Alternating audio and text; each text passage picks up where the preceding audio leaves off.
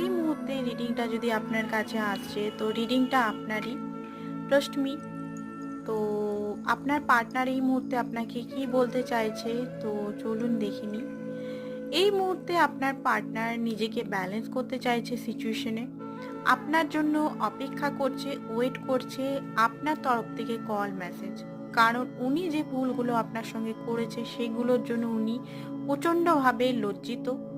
নিজের comfort zone থেকে উনি আসতে পারছেন না, সাহস পাচ্ছেন না, কারেজ পাচ্ছেন না, কারণ এই রিলেশনে ব্যালেন্স কোনোদিনও ছিল না। তো নিজেকে ব্যালেন্স করে তারপরেই উনি আসবেন, এটা ঠিক করেছেন। অ্যান্ড উনি আপনার জন্য অপেক্ষা করছে ধীর গতিতে, অনেক দিন ধরেই অপেক্ষা করছে, ওয়েট করছে আপনার জন্য, আপনি কখন ওনার কাছে আসবেন অ্যান্ড রিলেশনটা স্টার্ট করবেন। তো নেক্সট দেখি ফুলের এনার্জি, উনি নিজের ইমোশনকে আটকাতে পারছেন না অ্যান্ড উনি রিস্ক নিতে